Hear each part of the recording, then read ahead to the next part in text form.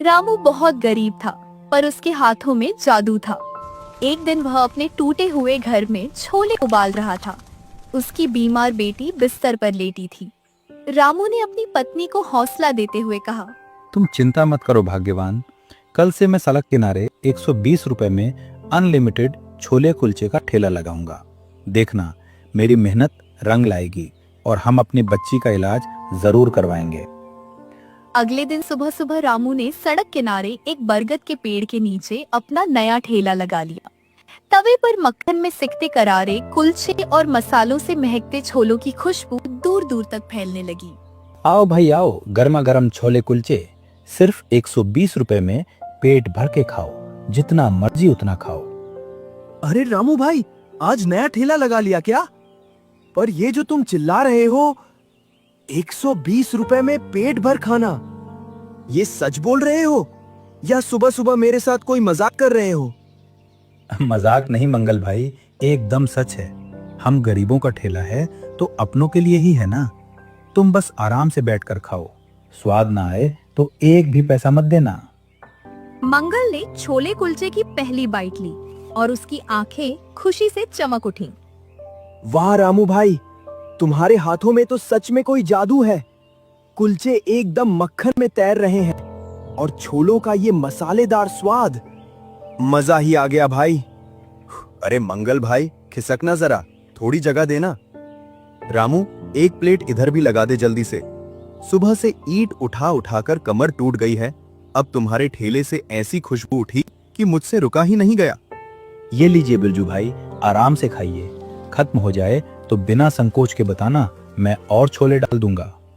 अरे वाह, 120 रुपए में इतना बढ़िया और छक्कर खाना। रामू, तू तो हम गरीबों के लिए किसी भगवान से कम नहीं है। अब से रोज की हमारी रोटी तेरे ही ठेले से चलेगी। बिरजू और मंगल की बातें सुनकर आसपास से गुजरने वाले और भी मजदूर, राहगीर और रेहड़ी वाले वहाँ रुकने लगे। देखते ही देखते रामू के छोले कुलचे के ठेले पर लोगों की एक लंबी लाइन लग गई। रामू के चेहरे पर एक सुकून भरी मुस्कान थी। रामू के ठेले के ठीक सामने सेठ धनीराम का एक बहुत बड़ा चमकता हुआ और महंगा ढाबा था। धनीराम अपने गल्ले पर बैठा मक्खियां मार रहा था। जब उसने अपनी दुकान के बाहर झांक कर देखा तो रामू के ठेले पर लगी भारी भीड़ और लोगों की वाहवाही सुनकर उसका खून खौल उठा। ये क्या तमाशा है? मेरे इतने महंगे एसी वाले ढाबे में एक भी ग्राहक नहीं और इस सड़क छाप भिखारी के पास लाइन लगी है। इसकी इतनी हिम्मत कि मेरी दुकान के सामने ही अपना कबाड़ लगा लिया। रुको, अभी बताता हूं इसे। ऐ 2 कौड़ी के ठेले वाले, ये क्या नाटक लगा रखा है तूने यहाँ? मेरी इतनी बड़ी दुकान के सामने अपना कबाड़ लगाकर मेरा ही धंधा चौपट करने चला है। अरे नहीं नहीं सेठ जी, मेरा ऐसा कोई इरादा नहीं है। मैं तो बस गरीब मजदूरों को सस्ता खाना खिला रहा हूँ। आपके ढाबे में तो बड़ी गाड़ियों वाले और अमीर लोग जाते हैं। मेरे इन छोले कुलचों से आपका क्या नुकसान होगा? तू मुझे सिखाएगा कि मेरा नुकसान कैसे होता है? ये जो तेरे पास सड़क छाप लोगों की भीड़ लगी है ना, इससे मेरे ढाबे का नाम खराब हो रहा है। मेरी पार्किंग घिर रही है। कान खोलकर सुन ले, कल से यहां तेरा ये ठेला दिखना नहीं चाहिए। अगर कल तू यहां दिखा तो तेरी दोनों टांगे तोड़कर तेरे हाथ में दे दूंगा और ये सारा सामान नाली में फेंक दूंगा। मालिक, ऐसा मत कहिए, मुझ गरीब पर रहम खाइए। मेरी छोटी सी बेटी घर पर बहुत बीमार पड़ी है। उसके इलाज के लिए मुझे पैसों की सख्त जरूरत है। मुझे बस 2 वक्त की रोटी और अपनी बच्ची की दवा कमाने दीजिए। मैंने आपका कुछ नहीं बिगाड़ा है सेठ जी। धनीराम गुस्से से पैर पटकता हुआ वापस अपने ढाबे में चला गया। रामू का दिल बैठ गया था और वह सहम गया था, लेकिन ठेले पर खड़े मंगल और बिरजू जैसे ग्राहकों ने उसे हिम्मत दी। रामू ने ऊपर वाले का नाम लिया, अपने आंसू पोंछे और फिर से लोगों को खाना खिलाने में लग गया। रामू का बढ़ता धंधा देखकर धनीराम बौखला गया था। रात के घुप अंधेरे में वह अपने गुंडों के साथ रामू के ठेले के पास पहुंचा। इस भिखारी ने मेरी नाक में दम कर दिया है। तोड़ दो इसका सारा कबाड़, एक भी पतीला साबुत नहीं बचना चाहिए और सारा राशन नाली में बहा दो। आज इसका ठेला ही नहीं रहेगा तो कल से ये अपनी मनहूस शक्ल भी नहीं दिखाएगा। मेरी दुकान के सामने मुझसे ही पंगा, इसे तो मैं सड़क पर ला दूंगा। अगली सुबह रामू अपना चकनाचूर ठेला और सड़क पर बिखरा राशन देखकर जमीन पर बैठ गया और फूट फूट कर रोने लगा। हे भगवान, ये क्या कर दिया? मैंने तो किसी का बुरा नहीं चाहा था, फिर मेरे साथ ही इतना बड़ा अन्याय क्यों? अब मेरी बीमार बच्ची का इलाज कैसे होगा? कल डॉक्टर को पैसे देने थे। मेरी तो सारी जमा पूंजी, मेरी मेहनत सब इस मिट्टी में मिल गई।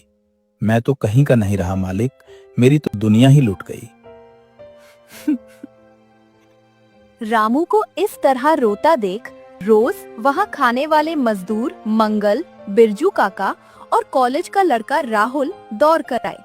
अरे रामू भाई, ये जुल्म किसने किया तुम्हारे साथ? ये कैसा खौफनाक मंजर है। तुम ऐसे सड़क पर बैठकर रो मत मेरे भाई, उठो यहाँ से। अगर तुम ही ऐसे हिम्मत हार जाओगे तो घर पर उस मासूम बिटिया का इलाज कैसे होगा? हम तुम्हारे साथ खड़े हैं, घबराओ मत। मंगल सही कह रहे हैं अंकल, आप रोइए मत। हमें अच्छे से पता है कि ये घटिया और नीच काम उसी सामने वाले ढाबे वाले सेठ धनीराम का ही है। उसे आपकी तरक्की देखी नहीं जा रही, पर आप खुद को अकेला मत समझिए। हम सब आपके साथ हैं और उस घमंडी सेठ को तो हम बाद में देखेंगे। बिल्कुल सही कहा बेटा। रामू, तूने हमें हमेशा इतने प्यार से अपने हाथों से भर पेट खाना खिलाया है। तूने कभी हमें गरीब मजदूर समझकर दुत्कारा नहीं। ये ले मेरी आज की पूरी दिहाड़ी। आज मेरा परिवार रूखी रोटी खाकर सो लेगा, पर तेरा ठेला आज के आज ही दोबारा लगेगा। हम ऐसा अन्याय नहीं होने देंगे। हाँ अंकल, और ये लीजिए हम सब दोस्तों की पूरे महीने की पॉकेट मनी। हम सब मिलकर अभी बाजार जाते हैं, सारा नया सामान और बर्तन लेकर आते हैं। आप बस हमें बताइए क्या क्या लाना है। सबने मिलकर पैसे जोड़े, नया सामान लाए और कुछ ही घंटों में रामू का ठेला फिर से एकदम नया कर दिया। रामू की आंखों में अब दुख के नहीं, खुशी और अपनेपन के आंसू थे। अगले दिन दोपहर के समय जब रामू के ठेले पर थोड़ी भीड़ कम हुई, धनीराम ने अपने नौकर रामदीन को पास बुलाया। रामदीन इधर आ, ये ले एक पुड़िया। इसमें सड़क की गंदी मिट्टी और बारीक कंकर हैं। जा चुपके से उस भिखारी रामू के छोले वाले पतीले में से मिला दे। जब लोगों के दांत के नीचे कंकड़ आएंगे तो उसका सारा धंधा और नाम एक झटके में मिट्टी में मिल जाएगा। फिर देखता हूं कौन जाता है उसके पास। लेकिन मालिक, ये तो पाप है, किसी गरीब का पेट मारना और अन्न में मिट्टी मिलाना। ऊपर वाला क्या कहेगा? मुझे डर लग रहा है सेठ जी। तू मुझे धर्म कर्म सिखाएगा? जो कहा है वो कर, वरना आज ही तुझे काम से निकाल दूंगा और महीने भर की पगार भी नहीं दूंगा। जा चुपचाप अपना काम कर। बेबस रामदीन मिट्टी की पुड़िया लेकर रामू के ठेले की तरफ चल दिया। वह भीड़ के पीछे छुपकर पतीले के पास पहुंचने की कोशिश करने लगा। उसे बुरा लग रहा था और उसका हाथ कांप रहा था। तभी वहाँ फटे पुराने कपड़ों में एक भूखा अनाथ बच्चा आ गया। अंकल, मैं कल से भूखा हूँ, क्या मुझे थोड़े से छोले मिल सकते हैं? मेरे पास पैसे नहीं है, पर मैं आपके बर्तन धो दूंगा। मुझे बहुत तेज भूख लगी है। अरे मेरे बच्चे, बर्तन क्यों धोएगा तू? ये ठेला तेरे जैसे बच्चों के लिए ही तो है। बैठ जा आराम से। जब तक रामू यहाँ है कोई बच्चा भूखा नहीं सोएगा। रामू ने एक बड़ी सी प्लेट में गर्मा गर्म कुलचे और ढेर सारे छोले डालकर उस बच्चे को अपने हाथों से खिलाना शुरू किया। बच्चा ऐसे खा रहा था जैसे उसे बरसों बाद खाना मिला हो। ठेले के पीछे छुपा रामदीन ये सब देख रहा था और उसकी आंखों में आंसू आ गए। छी, मैं भी कितना नीच काम करने जा रहा था। जो इंसान एक अनाथ बच्चे को इतने प्यार से मुफ्त में खाना खिला रहा है, उसके साफ खाने में मैं मिट्टी कैसे मिला सकता हूँ? सेठ जी तो अपने लालच में अंधे हो गए हैं, पर मैं ये पाप नहीं करूंगा। रामदीन ने वो मिट्टी की पुड़िया वहीं सड़क किनारे नाली में फेंक दी और चुपचाप मुड़कर धनीराम के पास वापस आ गया। क्या हुआ रे रामदीन, इतनी देर क्यों लगा दी? कर दिया ना उस भिखारी का काम तमाम, या वहां खड़े होकर उसके मुफ्त के छोले कुलचे सूंघ रहा था? अब बस कल सुबह का इंतजार है। जब लोगों के दांतों के नीचे कंकर और गंदी मिट्टी आएगी ना, तब देखना कैसे लोग उसी का पतीला उसके सिर पर दे मारेंगे। रोता हुआ भागेगा यहां से और फिर कभी सड़क पर अपना कबाड़ लगाने की हिम्मत नहीं करेगा। जी जी मालिक, आपका काम हो गया। मैंने वो पूरी की पूरी पुरिया छोलों के बड़े वाले पतीले में पलट दी है और एकदम नीचे तक चमचा चलाकर मिला भी दिया। आप बिल्कुल बेफिक्र रहिए सेठ जी, वहां इतनी भीड़ थी कि किसी ने मेरी तरफ ध्यान तक नहीं दिया। कल सुबह देखना, वो रामू पक्का बर्बाद हो जाएगा, उसका सारा खेल खत्म ही समझो। धनीराम अपनी इस घटिया चाल पर खुश हो रहा था, जबकि उसे नहीं पता था कि रामू की अच्छाई ने उसकी साजिश को नाकाम कर दिया है। रामू का ठेला फिर से सजता देख धनीराम पागल हो गया। उसने अपनी आखिरी और सबसे घिनौनी चाल चली और शहर के सबसे सख्त फूड इंस्पेक्टर को फोन लगा दिया। हेलो इंस्पेक्टर साहब, मैं धनीराम ढाबे वाला बोल रहा हूँ। साहब, मेरे ढाबे के सामने एक भिखारी सड़क पर सड़ा हुआ और जानवरों का मांस मिलाकर छोले कुलचे बेच रहा है। लोग बीमार पड़ रहे हैं।